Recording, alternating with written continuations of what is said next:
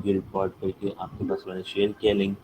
तो होपफुली माशाल्लाह तमाम बच्चों मतलब हाफ ऑफ द क्लास, तमाम मैं तमाम की बात नहीं करूँगा क्योंकि all of the students did not submitted. मैं हाफ ऑफ द क्लास की बात करूँगा, उन लोगों ने असाइनमेंट सबमिट किया। I really appreciate them.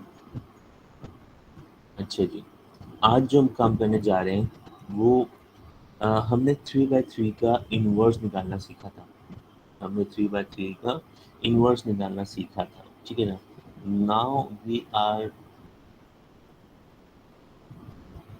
Start inverse of 3/3 order. Inverse of 3/3 order. अच्छा, स्क्रीन शेयर हो रही है आपके पास बेटा? स्क्रीन शेयर हो रही है आपके पास? काइंडली बेटा तमाम बच्चे जो हैं वो रिस्पॉन्स करें चैट बॉक्स में। ओके, अच्छा जी, आपके पास स्क्रीन शो हो रही है। अब यहाँ पे हम जो काम स्टार्ट कर रहे हैं, so now we are starting 3/3 order, inverse of 3/3 order. 3/3 order के जो कॉन्टेंट्स होते हैं, क्वेश्चन कैसे आता है और उसका इन्वर्स कैसे निकालते हैं। तो देखो, इन्वर्स का फॉर्मूला जो है वो यही है, ठीक है ना। 3/3 ऑर्डर के लिए 3/3 ऑर्डर के लिए कंडीशन क्या हो जाएगी हमारे पास कि हमने कहा था 1/a डिटर्मिनेंट। नॉर्मल इन्वर्स जो था 2/2 ऑर्डर का, that was 1/a determinant and then adjoint of A. This is the formula for 3/3 orders, 2/2 orders. ठीक है ना, 1/a determinant into adjoint of A. In here, 3/3 order, the adjoint of A will become C transpose. ठीक है ना, तो ये क्या हो जाएगा आपका, ये C ट्रांसपोज हो जाएगा। अब जब ये C ट्रांसपोज होगा तो कंडीशन क्या होगी, हमें क्या चाहिए, इस C को हम प्रोनाउंस करते हैं कोफैक्टर। सी शो किसको करता है, को फैक्टर को। अपने पास कहीं पे नोट डाउन करो, रजिस्टर कर लेके बैठे बेटा अपने पास। तो काइंडली इन फॉर्मूलों को आप कॉपी करते जाए साथ साथ, ठीक है ना। So the inverse of 3/3 order, the formula is A inverse is equal to 1/a determinant into C transpose, ठीक है। तो एडजॉइंट ऑफ ए जो है उसको हम इसको को फैक्टर का ट्रांसपोज भी कह सकते हैं। तो इट्स मीन आपके पास एमसीक्यूज आ सकता है कि adjoint of A can also be called C transpose, ठीक है ना, क्योंकि एडजॉइंट ऑफ ए जो है वो उसकी जगह पे क्या लिखा हुआ है, सी ट्रांसपोज लिखा हुआ है। तो वी विल सेड दैट कि एडजॉइंट ऑफ ए जो है वो सी ट्रांसपोज हो सकता है, ठीक है ना। तो what is C, C is the cofactor of any matrix. ठीक है ना। Here we are talking about 3/3 order, so we can see that the 3/3 order, the arrangement of 3/3 order is first column is A1, A2, A3, and second column is B1, B2, B3, and third column is C1, C2, C3. What is A? What is B? What is C? अच्छा जी, ये चीज़ तो हमने यहाँ पे 3/3 order के लिए determinant calculate करना सीखा हुआ है हमने, ठीक है ना। ये चीज़ तो हमने सीखी हुई थी कि अगर ए को बाहर निकालते हैं तो हमारे पास फर्स्ट रो फर्स्ट कॉलम क्या हो जाता है, कैंसिल हो जाता है, रिमेनिंग वैल्यू डिटर्मिनेंट में आ जाती है। फिर इसके बाद सेकंड वैल्यू जब बाहर निकलती है तो वो नेगेटिव में बाहर निकलती है, और जब ये बाहर निकलेगी तो ये भी अपनी रो और कॉलम क्या कर देगा, कैंसिल कर देगा। So the determinant of A2, C2, A3, C3, and जब थर्ड वैल्यू को बाहर निकालते हैं तो ये किसमें आता है, प्लस में बाहर आता है। जब प्लस में बाहर आ गया तो रिमेनिंग वैल्यूज को हम क्या करते हैं, डिटर्मिनेंट में लिख देते हैं। तो ये तो हमने 3/3 ऑर्डर का इनवर्स निकालना सीखा हुआ है, 3/3 ऑर्डर का डिटर्मिनेंट निकालना सीखा हुआ है। तो is there any problem to calculate the determinant of A in 3/3 order?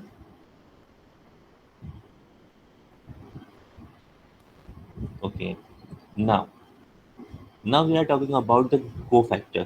What is cofactor? What is cofactor? Cofactor of A1, cofactor of A2, cofactor of A3, cofactor of B1, B2, B3, cofactor of C1, C2, C3। तो जब हम cofactor की बात करते हैं तो cofactor क्या कहलाता है, अब ये समझना बात, क्योंकि ये चीज़ जो है बड़ी इम्पोर्टेंट है। हम जब कोफैक्टर निकालते हैं तो कोफैक्टर के लिए हम क्या काम करते हैं कि जब हम कहते हैं कि अच्छा, यहाँ पे मैं आपको साइड में रफ में एक वर्किंग शो करके दिखा रहा हूँ मिसाल के तौर पे हमने कहा यहाँ पे है 1 2 3 4 5 6 7 8 9। हमने कहा ये 9 वैल्यूज है, ठीक है ना। अब इसका कोफैक्टर क्या बनेगा? मैंने कोफैक्टर ऑफ A1। जब हम A1 को, अच्छा हमें क्या करना है, यहाँ से हम नंबर्स को बाहर नहीं निकालेंगे। हम कहते हैं कि 1 के लिए, इस 1 के लिए सुनना ज़रा गौर से, हमने कहा इस 1 के लिए क्या होगा, ये अपनी रॉ और कॉलम क्या कर देगा, कैंसिल कर देगा। तो जो रिमेनिंग वैल्यू बची है, ये जो रिमेनिंग वैल्यू बची है, इसको हम डिटर्मिनेंट में लिख देंगे। इसको हम कहाँ लिख देंगे? डिटर्मिनेंट में लिख देंगे, ठीक है ना। तो ये जो 1 के लिए, जो फर्स्ट वैल्यू के लिए डिटर्मिनेंट निकला है, this is called the cofactor. This is called cofactor of, ये पोजीशन किसकी है? A1 की पोजीशन है। देखो ये पोजीशन किसकी है? A1 की पोजीशन है। तो मैं कहता हूँ the cofactor of A1 is, the cofactor of A1 is, अब मैं ये जो डिटर्मिनेंट निकाला है ना, इसकी वैल्यू कैलकुलेट करो। क्या हो जाएगा? 5 9 जा 45, और बीच में साइन किसका आएगा? माइनस का। 8 6 जा 48, तो द वैल्यू बिकम -3। तो what is the cofactor of 1? The cofactor of 1 is -3। यहाँ तक बात समझ में आई? मैंने क्या कहा? मैंने फर्स्ट वैल्यू के लिए हमने कैलकुलेशन की, फर्स्ट वैल्यू के लिए, तो first value should be called A1, first value called A1। तो A1 के लिए हमने A1 की रॉ और कॉलम क्या कर दिया? कैंसिल कर दिया। जो रिमेनिंग वैल्यू बची उसका हमने क्या कर दिया? 2/2 ऑर्डर में कन्वर्ट कर दिया। 2/2 ऑर्डर का जो हमने डिटर्मिनेंट कैलकुलेट किया वो क्या आया? -3 आया। तो मैंने कहा जो 1 है, the cofactor of 1 is -3। Is this right और रॉन्ग? इज द राइट और रॉन्ग?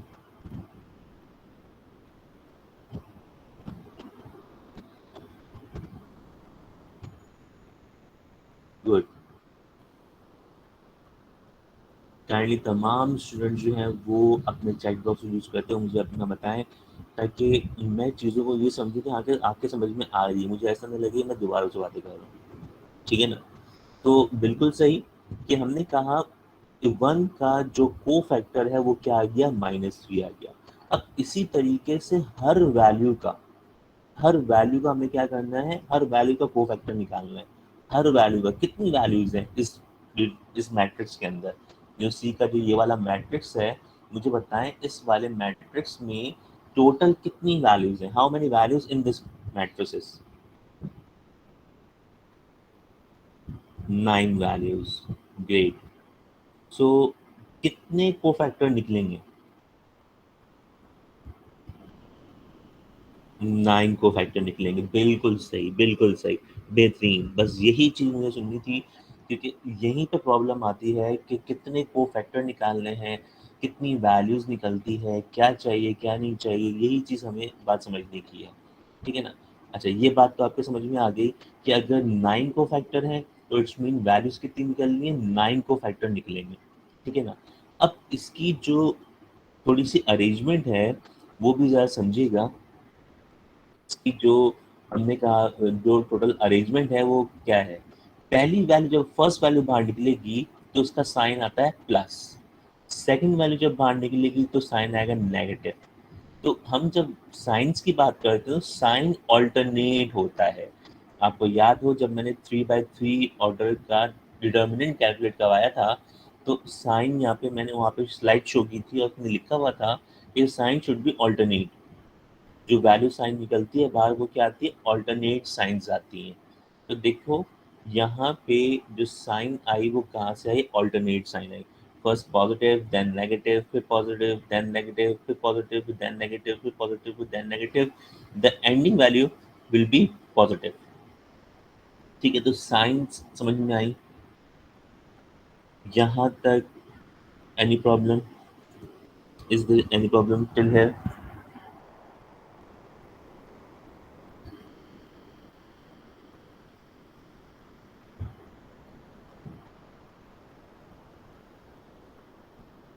अभी मुझे लगता है 24 स्टूडेंट्स का रिप्लाई नहीं आया अभी तक।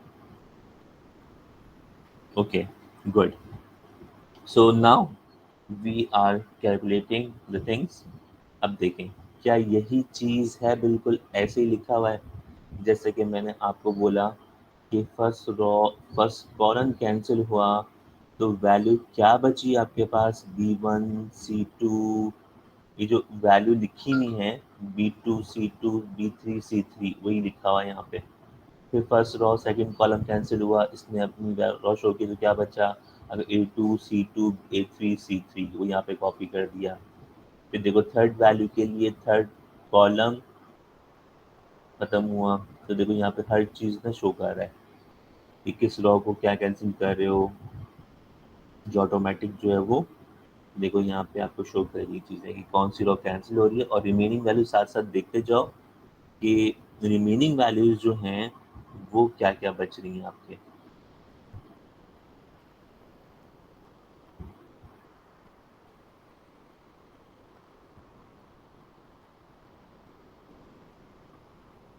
ये जो रेड लाइन क्रॉस करते जा रही है वैल्यूज को, ये अपनी रॉ और कॉलम कैंसिल कर रहा है, और जो रिमेनिंग वैल्यू बच रही है उसकी पोजीशन देखिए क्या बन रही है।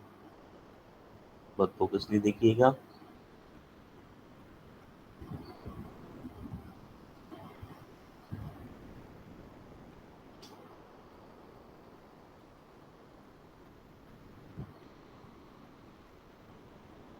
Third row, second column, now third row, third column, remaining value A1 B1 A2 B2। तो देखिए यहाँ पे जो बात मैंने कही थी वही चीज़ यहाँ पे लिखी हुई है, वही चीज़ यहाँ पे लिखी हुई है। Is there any problem in here बेटा? ऑब्जर्व कीजिएगा, A1 को बाहर निकाला, A1 ने अपनी रो और कॉलम कैंसिल कर दिया, क्या बचा? B2 C2 B3 C3 B2 C2 B3 C3। Second value negative में बाहर निकली। जब B1 बाहर निकला तो इसने अपनी रो और कॉलम क्या कर दिया? कैंसिल कर दिया। Now value remaining is A2 C2 A3 C3 A2 C2 A3 C3। Third value बाहर निकली, साइन क्या आया? पॉजिटिव आया।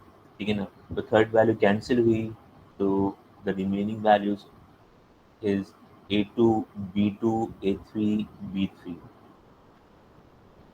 फोर्थ वैल्यू बाहर निकली, A2 बाहर निकली, नहीं A2 की रो कैंसिल हुई, तो A2 ने अपनी रो और कॉलम कैंसिल किया, तो क्या बचा? ए B1 C1 B3 C3 B1 C1 B3 C3।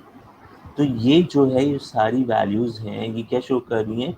ये अपनी अपने फॉर्मूले को शो कर रही हैं। The formula of A inverse for 3 by 3 order is 1 upon A determinant into C transpose. What is C? C is the cofactor. What is the formula of cofactor? This is the formula of cofactor. Clear? यहाँ तक clear है? अब हम इसको values के साथ करेंगे, तो अब देखिएगा अब थोड़ा सा आपको और इजी लगेगा। यहाँ तो आपने सिर्फ फॉर्मूला देखा कि ये फॉर्मूला है आपके पास, अब इस फॉर्मूले से हम कैलकुलेशन कर रहे हैं, उस कैलकुलेशन को करेंगे तो देखिएगा कि आपको कितनी आसानी होगी। तो आई होप यहाँ तक तो आपको प्रॉब्लम नहीं थी। चलिए, अब हमें क्या करना है? फाइंड द इनवर्स ऑफ ए। क्या मालूम करना है? अब ये क्वेश्चन बड़ा इंपॉर्टेंट है, 3 by 3 ऑर्डर का इनवर्स कैलकुलेट करना। तो यहाँ पे 5 ईयर आपके पास पेपर में बहुत दफ़ा ये क्वेश्चन आया हुआ है। ठीक है ना? तो the inverse of A for 3 by 3 order. तो ये वैल्यूज़ हैं आपके पास, तो हमें क्या करना है, इसका इन्वर्स निकालना है। तो इन्वर्स कैलकुलेट करने के लिए हमने फॉर्मूला सीखा था, क्या फॉर्मूला था? A inverse is equal to 1/a determinant into C transpose. What is C? C is the cofactor. तो यहाँ पे हम क्या करेंगे, यहाँ पे हमने कहा इन वैल्यूज के लिए हम यहाँ पे कोफैक्टर निकाल रहे हैं। सबसे पहले तो हम क्या निकालेंगे, ए का डिटर्मिनेंट। वाई ये हम ए डिटर्मिनेंट फर्स्ट कैलकुलेट क्यों करते हैं? इज देयर एनी रीजन कि ए का डिटर्मिनेंट पहले क्यों कैलकुलेट किया जाता है? कोई बताएगा मुझे? कि जब भी हम ए इन्वर्स निकालते हैं तो ए इन्वर्स निकालने के लिए सबसे पहले हम उसका डिटर्मिनेंट कैलकुलेट करते हैं। तो आई एम आस्किंग कि वाई, क्यों हम ए डिटर्मिनेंट कैलकुलेट करते हैं पहले?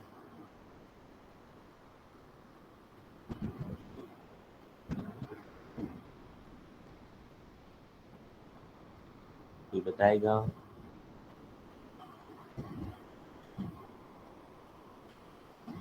बेटा कोई बताएगा?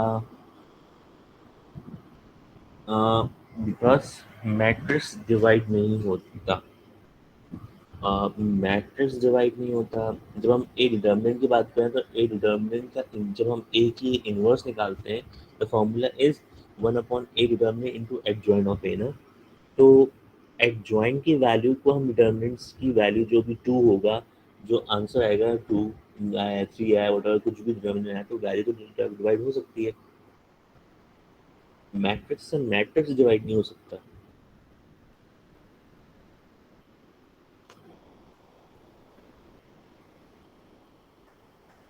आई एम आस्किंग कि ए का डिटर्मिनेंट हम कैलकुलेट क्यों करते हैं?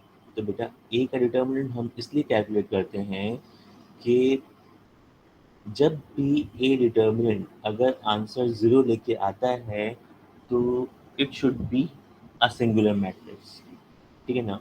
और सिंगुलर मैट्रिक्स का ए इन्वर्स कैलकुलेट नहीं हो सकता। सिंगुलर मैट्रिक्स का ए इन्वर्स कैलकुलेट नहीं हो सकता। वाई? अब देखो यहाँ पर मैं लिख के बताता हूँ आपको। मिसाल के तौर पे आपके पास वैल्यू आई डिटर्मिनेंट की 0 और यहाँ पे आपके पास कोई भी वैल्यू आ गई, ठीक है ना? यहाँ पे तो आपको कोई भी वैल्यू आ गई। 1 डिवाइड बाई 0 करो कैलकुलेटर से। अगर आपके पास कैलकुलेटर रखा हुआ है, आपके पास साइंटिफिक कैलकुलेटर आपके पास लिखा हुआ है, तो मुझे कोई भी अपने साइंटिफिक कैलकुलेटर में लिख के बताए 1 डिवाइड बाई 0। तो what should be the answer? Error. Error. Good.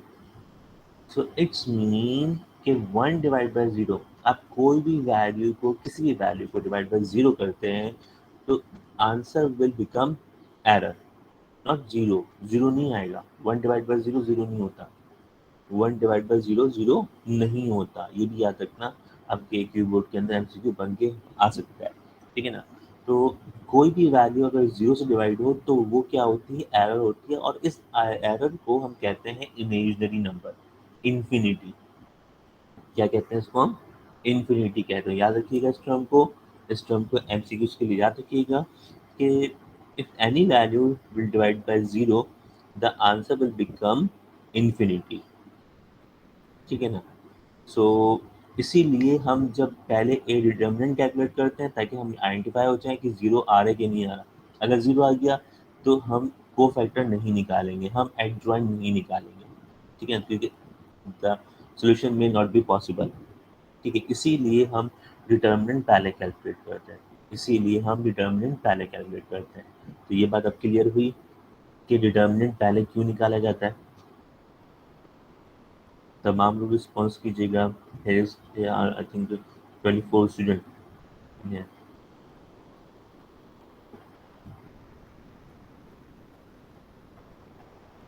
ठीक है?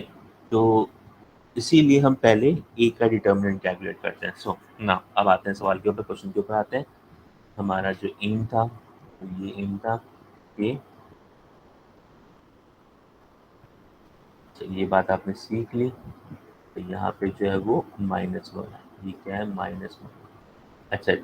अब पहले ए का डिटर्मिनेंट निकाल लें। तो ए का डिटर्मिनेंट निकालने के लिए आपने 1 बार निकाला, तो 1 अपनी रॉ और कॉलम क्या कर दिया? कैंसिल कर दिया। क्या बचा? 0 -1 3 2। 0 माइनस 1 3 2। सेकंड वैल्यू बाहर निकलती है 2। 2 बाहर निकलेगा तो साइन किसकी आएगी, माइनस की, साइन माइनस की बाहर आ गई।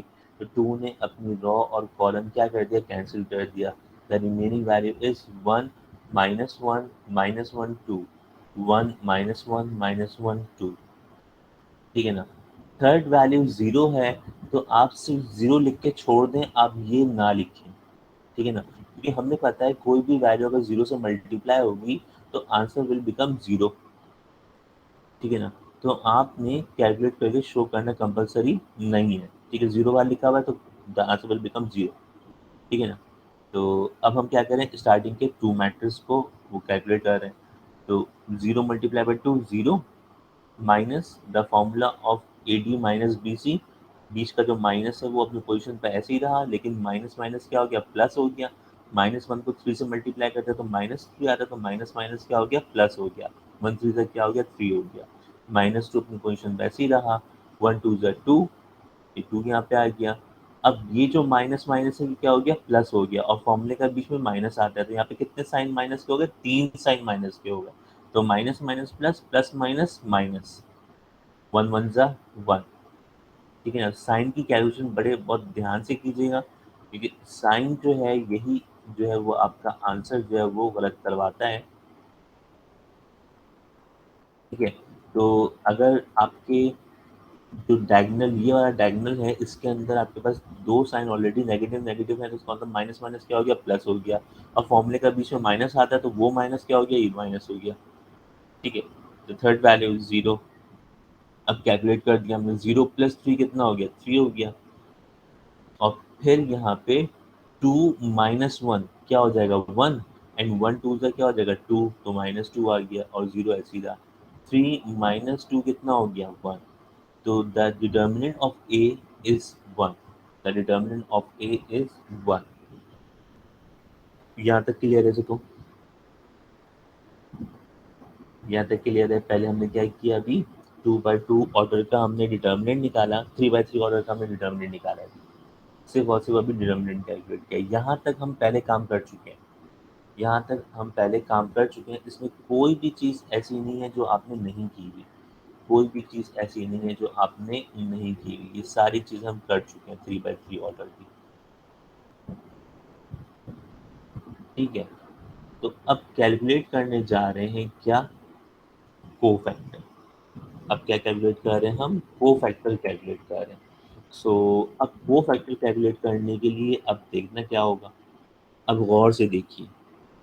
अब देखिएगा यहाँ पे जो मैं पेन से मार्क कर रहा हूँ, और यहाँ पे देखिएगा।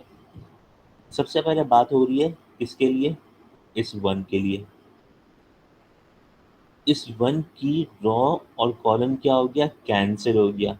क्या बचा, 0 माइनस 1 3 2। तो देखें फर्स्ट डिटर्मिनेंट में क्या लिखा हुआ है, 0 minus 1 3 2। So the cofactor of 1 is 0 minus 1 3 2। Second value के लिए आप क्या करते हैं, सेकंड वैल्यू के लिए आप क्या करते हैं, सेकंड वैल्यू के लिए हम लगाते हैं साइन किसका, माइनस का। तो माइनस बाहर आ गया। ठीक है ना। अच्छा, हमें 2 बाहर नहीं निकालना है। ये 2 जो है ये क्या है, cofactor, the cofactor of B1। ये तो पोजीशन वो किसकी, B1 की पोजीशन है। ठीक है ना।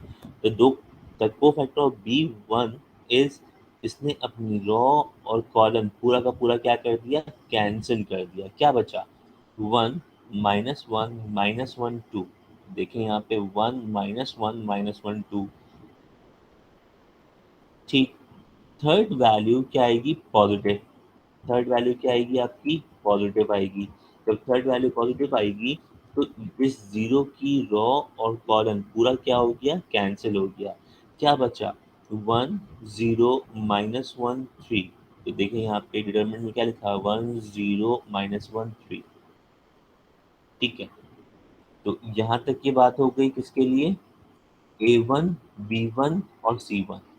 ये बात होगी किसके लिए, A1 B1 और C1। अब बात करेंगे किसके लिए, A2 B2 और C2। तो अब इस वन के बारे में बात हो रही है। पहले तो मुझे बताएं, यहाँ तक क्लियर है बेटा, तमाम लोग रिस्पॉन्स करें।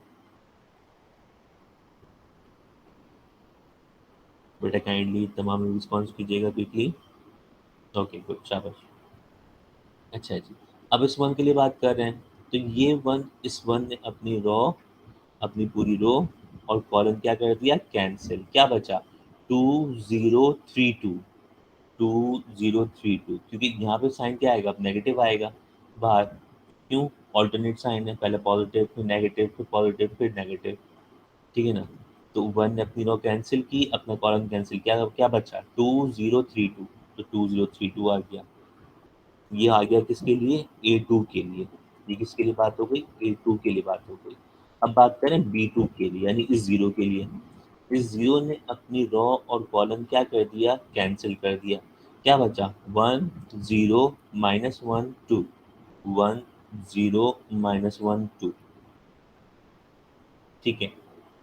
ये वैल्यू क्या होगी, ये आपकी वैल्यू प्लस की थी, ठीक है ना।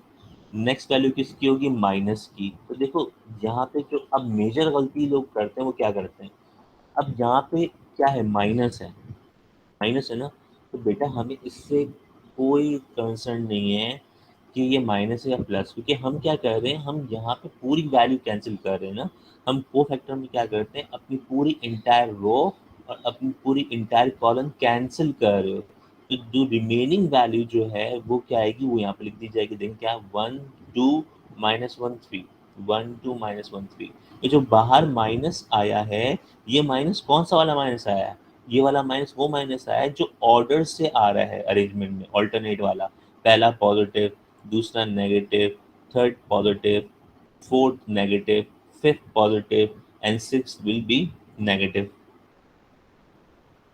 ठीक है ना। ये जो बाहर साइन आ रहे हैं ये ऑल्टरनेट वाले के साइन आ रहे हैं, ये साइन ये वाला साइन नहीं आ रहा इस -1 का। ये बात क्लियर है, ये बात क्लियर है बेटा, काइंडली रिस्पॉन्स कीजिए चैट बॉक्स पे। गुड, शाबाश। अच्छा जी ना, अब हम बात कर रहे हैं किसके लिए, अब हम बात कर रहे हैं बेटा इस -1 के लिए, तो इस -1 ने अपनी रॉ और कॉलम क्या कर दिया कैंसिल कर दिया, क्या वैल्यू बची 2 0 0 -1, 2 0 0 -1, बाहर जो पॉजिटिव आया वो किसका है ऑल्टरनेटिव, इससे पहले क्या था नेगेटिव था, नेगेटिव के बाद क्या आएगा पॉजिटिव आएगा, पॉजिटिव के बाद क्या आएगा नेगेटिव आएगा, ठीक है ना। तो अब ये बात हो रही है किसके लिए, इस 3 के लिए बात हो रही है, तो 3 ने अपनी रो और कॉलम क्या कर दिया कैंसिल कर दिया, क्या बचा 1 0 1 -1, 1 0 1 -1। अब last one is for C3, तो C3 के लिए आपने क्या किया, C3 के लिए बेटा आपने इसकी यानी 2 की रो और 2 का कॉलम क्या हो गया कैंसिल हो गया, क्या बचा 1 2 1 0, 1 2 1 0। कितने डिटर्मिनेंट बन गए हमारे पास, कितने डिटर्मिनेंट बन गए हमारे पास यहाँ पे कितने डिटर्मिनेंट हो गए, बिल्कुल। और इन तमाम के बाहर देखिए जो साइन बना है this is not of determinant, ये जो साइन बाहर है ये जो मैट्रिक्स का साइन बना है, इस मैट्रिक्स के अंदर जो है वो आपके पास कितने डिटर्मिनेंट है 9 डिटर्मिनेंट है, लेकिन किसमें है ये साइन मैट्रिक्स के अंदर है, ठीक है ना। तो एक मैट्रिक्स के अंदर जो है वो कितने डिटर्मिनेंट आ गए 9 डिटर्मिनेंट आ गए। अब इस 9 डिटर्मिनेंट को हम कैलकुलेट करेंगे A D minus B C के फॉर्मूले से, ठीक है ना। तो यहाँ पे हर वैल्यू जो है इसको चेक कर लीजिएगा A D minus B C करके, यानी 0 को 2 से मल्टीप्लाई किया क्या आ जाएगा 0 आ गया, साइन बीच में किसका आता है माइनस का, देखिए मैं यहाँ रफ वर्किंग करके दिखा रहा हूँ पहले वाले के लिए, और फिर माइनस फॉर्मूले का था और ये -1 3 से मल्टीप्लाई हुआ तो क्या हो जाएगा -3 हो जाएगा, और माइनस माइनस क्या हो जाएगा प्लस, तो फर्स्ट वैल्यू जो आ जाएगी वो क्या आ जाएगी 3 आ जाएगी। चेक कीजिए नेक्स्ट वैल्यू के अंदर जो फर्स्ट वैल्यू है वो क्या है 3 है, जो फर्स्ट वैल्यू है वो क्या है 3 है। अगर हम सेकंड वैल्यू के लिए बात कर रहे हैं तो सेकंड वैल्यू के लिए बात कर रहे हो बेटा, तो देखो 1 2 सा क्या हो जाएगा 2, 1 2 सा क्या हो जाएगा 2 हो जाएगा, और साइन जो है यहाँ पे नेगेटिव नेगेटिव क्या हो जाएगा पॉजिटिव, और फॉर्मूले का बीच में क्या है नेगेटिव, तो 1 1 जा 1, तो 2 में से 1 क्या कितना बचा 1, तो देखिए यहाँ पे क्या आया हुआ है 1 आया हुआ है, अब ये जो बाहर जो माइनस है, ये माइनस कौन सा है? ये माइनस वो माइनस है जो बाहर माइनस लिखा हुआ है, इस डिटर्मिनेंट के बाहर जो माइनस लिखा हुआ है, ठीक है ना? तो आपने ये वैल्यू ऐसे लिखी, फिर सेकंड वैल्यू के लिए बाहर माइनस लगा दिया और ये इस तरह से लिख दिया, ठीक है? थर्ड वैल्यू के लिए, थर्ड वैल्यू किसमें? प्लस में। वन थ्री ज़ा क्या हो जाएगा? थ्री। यहाँ पे क्या आ गया? थ्री आ गया। फॉर्मूले का बीच में माइनस आता है, जीरो को माइनस वन से मल्टीप्लाई करो तो माइनस माइनस क्या हो जाएगा? प्लस हो जाएगा, जीरो, ठीक है? फोर्थ वैल्यू के लिए आ जाओ, बाहर क्या लगा हुआ? माइनस, तो बाहर माइनस लगा दिया, ब्रैकेट के अंदर लिखते हैं क्या है? टू टू ज़ा क्या हो जाएगा? फोर, टू टू ज़ा हो गया फोर, एंड जीरो थ्री ज़ा zero, it's mean minus zero. तो जो वैल्यू आ रही हूँ मैं यहाँ पे आपको रफली यहाँ पे करके लिख के दिखा रहा हूँ, ठीक है ना? वन टू ज़ा टू, बाहर क्या है? प्लस है, तो वन टू ज़ा टू, यहाँ पे आ गया टू। फिर क्या है? जीरो को माइनस वन से मल्टीप्लाई किया तो क्या आ जाएगा? प्लस का जीरो, तो माइनस माइनस क्या हो गया? प्लस हो गया। थर्ड वैल्यू क्या है? नेगेटिव में बाहर है, इट्स मीन वन थ्री ज़ा थ्री, यहाँ पे आ गया थ्री। देन माइनस फॉर्म लेगा और ये माइनस माइनस क्या हो, माइनस माइनस क्या हो जाएगा? प्लस हो जाएगा, टू वन ज़ा टू, इट्स मीन प्लस का टू, ठीक है ना? मैं देखो हर वैल्यू यहाँ पे शो करके दिखा रहा हूँ आपको। नाउ सेवंथ वैल्यू इज, बाहर क्या है? प्लस है ना, तो टू वन ज़ा टू, तो क्या हो जाएगा? माइनस का टू हो जाएगा। फॉर्मूले का बीच में माइनस आता है, जीरो जीरो ज़ा जीरो हो गया, यहाँ पे जीरो आ गया। नेक्स्ट, बाहर क्या है? माइनस है, माइनस लगा दिया, ब्रैकेट लगाया, जहाँ पे माइनस है वहाँ पे क्या कर दो? ब्रैकेट लगा दो बाहर, तो आसानी रहेगी आपके लिए। अब क्या हो गया बेटा? वन वन ज़ा वन, तो माइनस का वन, ये वन जो है वो माइनस वन से मल्टीप्लाई हुआ है ना, जीरो वन ज़ा जीरो, बाहर क्या आ गया? जीरो आ गया। लास्ट वैल्यू क्या है बाहर? प्लस में, तो वन जीरो ज़ा zero, first value is zero, and फॉर्मूले का माइनस बीच में आ गया, एंड देन टू वन ज़ा टू, ये आ जाएगा पूरे एक मैट्रिक्स में, ये आ जाएगा पूरे एक मैट्रिक्स में। यहाँ तक क्लियर? यहाँ तक कैलकुलेशन क्लियर है बेटा? तमाम लोग रिस्पॉन्स कीजिएगा। टू बाई टू ऑर्डर को हमने A D minus B C के फॉर्मूले से सॉल्व किया तो हमारे पास ये पूरी वैल्यू आ गई। हमारे पास ये तमाम वैल्यू जो मैंने आपको पेन से लिख के दिखाई साइड में, ये आपके पास पूरी वैल्यूज आ गई, ठीक है? अब क्या करें? ब्रैकेट को सिंप्लीफाई कर दें, जो ऐड हो रहा है उसको ऐड कर दें, जो माइनस हो रहा है उसको माइनस कर दें। ये सब करने के बाद जो वैल्यू आई है हमारे पास, वो ये वैल्यू आई है, वो ये वैल्यू आई है। तो ये वैल्यू किसकी है? ये वैल्यू अभी तक किसकी आई है? ये जो वैल्यू है वो किसकी आई है? सी। बाहर क्या लिखा है? इक्वल टू के लेफ्ट हैंड साइड पे देखें क्या लिखा हुआ है? सी लिखा हुआ है। तो इट्स मीन कि हमारे पास जो ये वैल्यू निकली है, ये वैल्यू किसकी आई है? सी की वैल्यू आई है। जबकि फॉर्मूला क्या है हमारा? फॉर्मूला है ए इनवर्स का, फॉर्मूला क्या? One upon A determinant into C transpose, हमें सी का ट्रांसपोज निकालना है।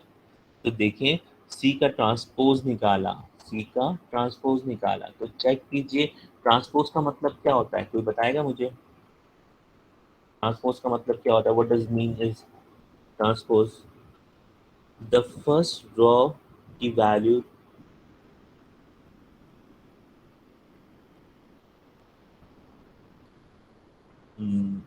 बिल्कुल, रॉ कन्वर्टेड टू कॉलम, बिल्कुल सही। जो जब हम ये निकालते हैं, ट्रांसपोज निकालते हैं, तो ट्रांसपोज में क्या हुआ? आपकी जो रॉ है वो कन्वर्ट हो जाएगी किसके अंदर? कॉलम में। तो देखिए आप, first row converted to, first row converted to first column, second row converted to second column, and third row converted to third column. तो इसका मतलब हमारी जो रिक्वायरमेंट थी वो सी ट्रांसपोज की थी, तो जो सी हमारा आंसर आया तो हमने इसका क्या निकाल दिया? सी ट्रांसपोज निकाल दिया, ठीक है ना? अब हमारे पास इस ए इनवर्स के लिए दोनों चीज़ें मौजूद हैं। हमने पहले ए का डिटर्मिनेंट कैलकुलेट किया, फिर हमने सी ट्रांसपोज कैलकुलेट किया। अब हम ए इनवर्स निकाल सकते हैं, कैलकुलेट कर सकते हैं। तो देखें, ए का डिटर्मिनेंट जो आया था वो कितना आया था? वन आया था, तो ए के डिटर्मिनेंट की जगह पे क्या आ गया? वन आ गया, और सी ट्रांसपोज की जगह पे सी की ट्रांसपोज की वैल्यू कॉपी हो गई।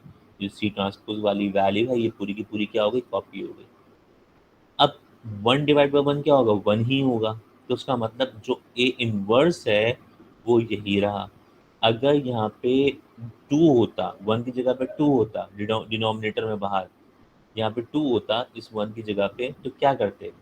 हर वैल्यू को 2 से क्या करते? डिवाइड करते। हर वैल्यू को 2 से क्या करते? डिवाइड करते। ठीक है? यहाँ पे जो भी वैल्यू होगी, वो उस इस पूरे मैट्रिक्स से क्या हो जाएगी? डिवाइड हो जाएगी। तो यहाँ पे 1 था, तो 1 डिवाइड हुआ, तो वो सेम टू सेम ऐसे ही रहेगा। So this is the answer of 3 by 3 order, the inverse of 3 by 3 order.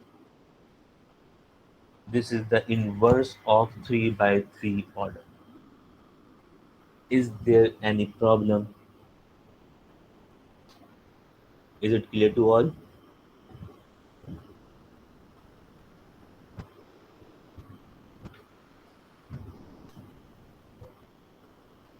अच्छे से समझ में आया बहुत। ये थोड़ा क्वेश्चन जो है वो थोड़ा सा मुश्किल क्वेश्चन है, ठीक है ना? लेकिन थोड़ा टाइम कंज्यूमिंग भी है। लेकिन आप देखें, इसको मैंने स्टार्ट किया था 9:50 पे, ठीक है ना? और एंड हो गया कब? 10:12 पे। इट्स मीन ये 20 मिनट में मैंने समझाया है आपको, पूरा क्वेश्चन सॉल्व भी किया और समझाया भी है पूरा आपको। तो इसका मतलब क्या हुआ कि आप जो है ये क्वेश्चन कितने मिनट में कर सकते हैं? 10 मिनट्स में कर सकते हैं। तो सीआरक्यू के अंदर ये 5 मार्क्स का क्वेश्चन पास पेपर में आया हुआ है। सीआरक्यू में 5 मार्क्स का ये क्वेश्चन आया हुआ है। तो इसके लिए याद रखिएगा कि जब भी आप क्या करेंगे, तो टाइम की कैलकुलेशन बहुत मैटर करती है बेटा, ठीक है ना? तो इसको बहुत हुआ तो 10 मिनट्स के अंदर ही क्वेश्चन हो जाना चाहिए सॉल्व। अगर मैं कैलकुलेटर से आपको दिखाऊं कि कैलकुलेटर से कैसे निकालेंगे, तो वही वाली बात कि 3/3 ऑर्डर का इनवर्स फॉर्मूले से कैलकुलेट कर दो। देखो मैं यहाँ पे निकालता हूँ, मैं कैलकुलेटर से करके दिखाता हूँ। मैं कैलकुलेटर ओपन कर लूँ।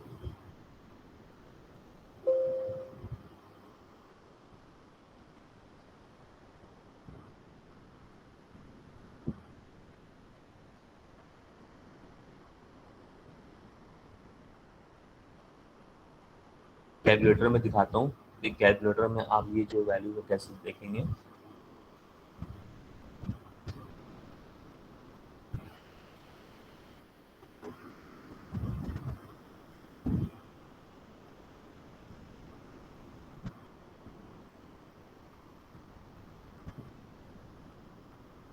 चलिए, अब आपको जो है वो मैं शेयर कर रहा हूँ आपके साथ स्क्रीन, अपनी इंटायर स्क्रीन शेयर कर रहा हूँ, ठीक है ना?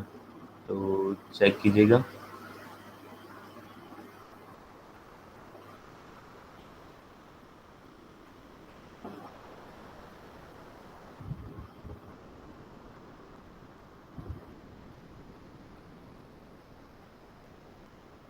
आपके पास मेरी पूरी इंटायर स्क्रीन शो हो रही है, ठीक है ना? तो मैं जो है आपको ये वाली स्लाइड दिखाई, यानी ये क्वेश्चन था हमारा ना, ये क्वेश्चन था, और ये रहा कैलकुलेटर, ठीक है? और ये रहे आप।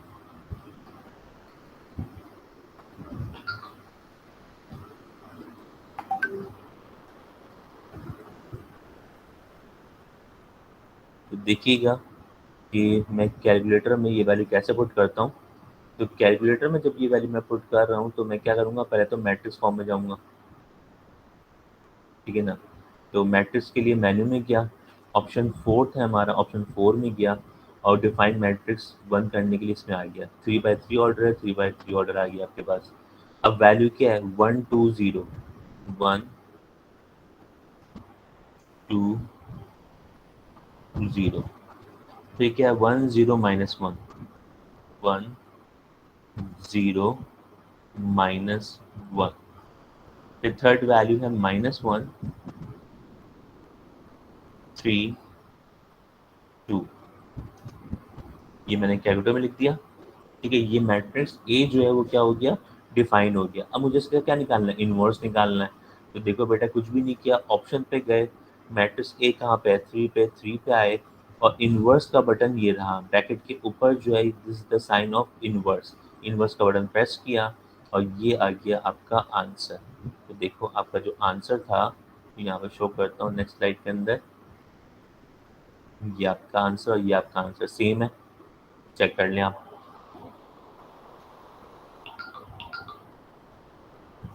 सेम आ रहा है दोनों। तो पूरी कैलकुलेशन करने के बाद आप क्या कर देंगे, अपने आंसर को इस तरह से कैलकुलेटर से वेरीफाई कर देंगे तो आपका आंसर अप्रूव हो जाएगा। तो बेटा जो वैल्यू जो है आपके पास मतलब कि ये हो रही हो कि अप्रूव हो रही हो, तो वो ज़रूर आप ज़रूर करें। Where is the button inverse? Inverse का बटन एक्स इनवर्स के नाम से है ना, ब्रैकेट के ऊपर वाला बटन होता है ये, ब्रैकेट के ऊपर वाला बटन है ये। ठीक है,